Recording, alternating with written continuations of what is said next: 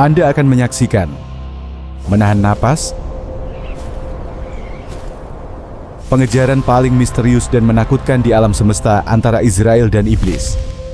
Israel sedang mencari iblis yang muncul dari bayang-bayang untuk menangkapnya. Akankah iblis itu mampu lolos?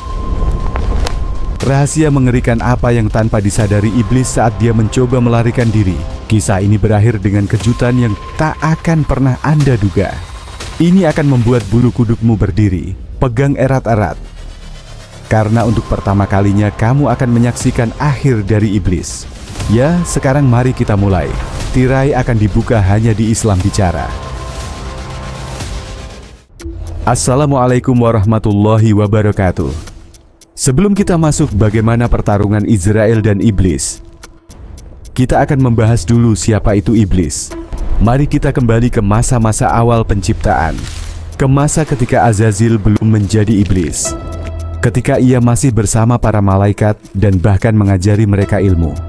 Sebelum Allah menciptakan Adam, ada sebuah komunitas di bumi yang disebut Jan. Setelah Jan, Allah menciptakan jin, karena setan berasal dari kaum jin. Kita mengetahui tentang bangsa jin dari ayat ini.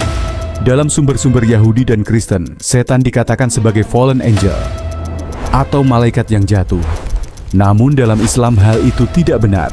Setan bukanlah malaikat, karena Al-Quran dengan jelas menyatakan bahwa iblis termasuk jin. Dan ingatlah, ketika kami berkata kepada para malaikat, sujudlah kepada Adam, maka mereka pun sujud kecuali iblis. Dia termasuk golongan jin, lalu dia melanggar perintah Tuhannya. Surah Al-Kahfi 50. Apa arti nama iblis? Kata iblis berarti keputusasaan. Sebelum mendapat murkanya, ia memiliki wajah yang sangat rupawan dan bercahaya seperti para malaikat. Dan ia juga termasuk yang paling taat beribadah kepada Tuhannya. Tetapi setelah mendapat murkanya, ia pun dikutuk dan diturunkan ke bumi. Mari kita lanjut. Bagaimana malaikat Israel mengejar iblis untuk segera mengakhiri hidupnya. Tuhan memerintahkan Israel untuk mengambil nyawa iblis. Kematian berarti penghakiman, dan inilah yang paling ditakuti iblis. Itulah sebabnya iblis, untuk terakhir kalinya, akan menggunakan semua tipu daya, muslihat, dan kekuatannya untuk melarikan diri. Pengejaran ini bukan sekadar pengejaran biasa antara seorang makhluk dan kematian. Ini akan menjadi perjuangan yang bergema di seluruh alam semesta, disaksikan oleh langit dan bumi. Pengejaran Israel yang tak terhentikan terhadap iblis telah dimulai. Saat iblis melarikan diri melintasi bumi dengan kecepatan yang bahkan angin pun tak mampu menandingi, Israel mengikuti dari dekat, supaya tak pernah kehilangan jejaknya. Iblis mencoba bersembunyi di setiap sudut, setiap tempat gelap di bumi. Ia mencoba berlindung di lereng bukit, hutan lebat, dan gurun yang sunyi di mana belum pernah ada jejak kaki manusia. Namun mata Israel mengawasi setiap gerakannya dengan saksama, semakin mendekat setiap kali. Ketika iblis menyadari tidak ada tempat lagi untuk bersembunyi di permukaan, ia memutuskan untuk turun ke kedalaman bumi. Ia mencoba menyembunyikan dirinya di dalam lapisan tanah yang gelap dan dingin. Namun, bahkan kegelapan di bawah pun tak lagi mampu melindunginya dari tatapan tajam dan kemampuan Israel dalam mengikuti jejaknya. Saat iblis mencari jalan keluar melalui lorong-lorong yang gelap dan dalam, Israel mengikutinya dari dekat, mengawasi setiap langkahnya. Tanah pun tak bisa membantu iblis melarikan diri, dan ia sudah membenci tanah karena Nabi Adam alaihissalam. Israel juga mengejarnya kemanapun iblis pergi, jadi iblis memutuskan untuk keluar dari bawah tanah. Dalam keputusasaan, iblis mulai naik ke langit, mencari tempat berlindung di sana. Dia mencoba melarikan diri di antara awan yang gelap gulita. Bahkan di kedalaman langit yang gelap sekalipun, ia merasakan kehadiran Israel. Setiap kali iblis mencoba bersembunyi di sudut lain, Israel selalu berada di belakangnya. Pengejaran yang menegangkan di langit ini membuat rasa takut iblis semakin bertambah. Ketika ia tak menemukan tempat untuk bersembunyi, ia kembali ke bumi dengan panik. Dalam kondisi kebingungan, iblis sendiri pun tak tahu kemana ia akan pergi. Dalam ketakutan dan kepanikan, ia pergi ke arah yang tak diketahui, melintasi setiap rintangan di jalannya. Dan tepat ketika dia hampir menyerah, sebuah ide cemerlang terlintas di benaknya. Sebagai upaya terakhir, iblis pun memutuskan untuk mencari perlindungan di laut dan bersembunyi di sana. Israel mencarinya kemana-mana, tetapi tidak dapat menemukannya kali ini. Maka ia berpaling kepada Tuhan semesta alam dan berkata, "Ya Tuhan, aku tidak dapat menemukannya. Apa perintahmu, Tuhanku?" Tuhan semesta alam memerintahkan, "Pergilah ke neraka, temui penjaga Malik, dan mintalah dia memberimu 70.000 anjing neraka. Gunakan mereka untuk menemukan iblis."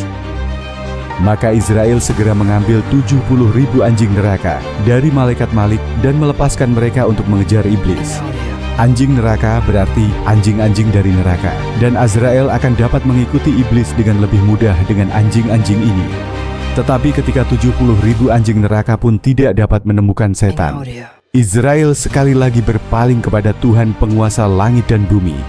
Mengikuti perintah yang diterimanya, ia mengambil 70.000 anjing lagi dari neraka dan terus mencari iblis. Namun ia tetap tidak dapat menemukan atau menangkap iblis. Jadi ia kembali memohon pertolongan Tuhannya.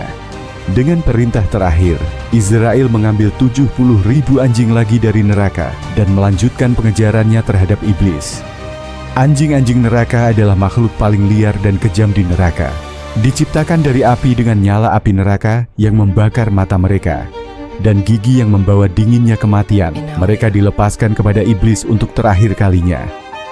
Saat iblis merasakan geraman anjing-anjing itu dan kehadiran dingin Israel di belakangnya, dia terus berlari tanpa mengetahui kemana dia pergi.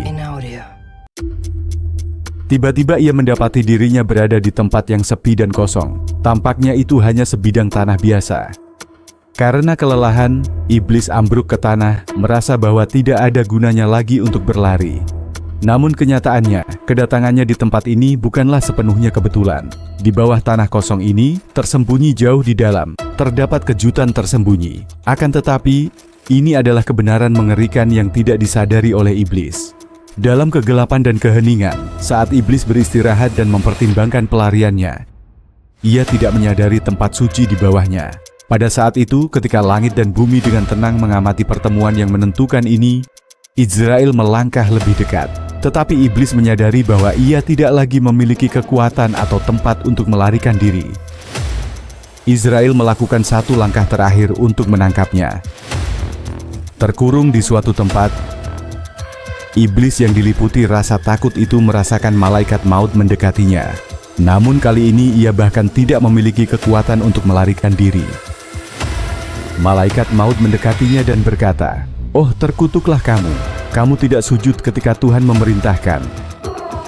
Dan sekarang kamu sujud kepada Adam?" Iblis dalam kebingungan besar menjawab, "Tidak, aku tidak berlutut kepada Adam. Kapan dan di mana aku pernah sujud?" Pada saat itu, Israel menyadari kebenarannya. Tempat iblis berbaring berada tepat di atas kuburan Adam alaihissalam. Namun iblis tidak mengetahui hal ini. Israel mengikuti perintah Tuhan, mengayunkan pedangnya dan mengambil pedang iblis. Napas terakhir iblis di bumi ini bergema sebagai jeritan paling mengerikan yang pernah didengar alam semesta. Teriakan itu akan mengguncang langit dan bumi sedemikian rupa sehingga jika orang-orang hidup pada saat itu, mereka akan langsung hancur oleh kengerian suara itu. Kisah ini telah kita dengar tentang akhir yang mengerikan dari setan. Ya, makhluk yang mendedikasikan seluruh keberadaannya untuk memerangi Adam dan anak-anaknya, tanpa disadari mengalami akhir yang mengejutkan dengan menyerah di tempat yang justru ia tolak untuk tunduk semasa hidupnya. Surah Al-Baqarah ayat 34. Dan ketika kami berkata kepada para malaikat, "Sujudlah kepada Adam," maka mereka pun sujud kecuali iblis. Ia menolak dan bersikap sombong lalu masuk ke dalam golongan orang-orang kafir. Dijelaskan juga di surah Al-Sa'ad 82-83. Iblis berkata, "Demi kemuliaanmu aku akan menyesatkan mereka semua, kecuali hamba-hambamu, orang-orang pilihan di antara mereka." Surah Ibrahim ayat 22. Dan setan akan berkata ketika perkara itu telah selesai, "Sesungguhnya Allah telah menjanjikan kepadamu janji yang benar. Dan aku telah menjanjikan kepadamu, tetapi aku telah mengkhianatimu, padahal aku tidak mempunyai kekuasaan atasmu. Kecuali aku mengajakmu dan kamu menanggapi ajakanku, maka janganlah kamu salahkan aku, tetapi salahkanlah dirimu sendiri. Surah An-Nisa ayat 119. Aku pasti akan menyesatkan mereka, membangkitkan angan-angan kosong pada mereka.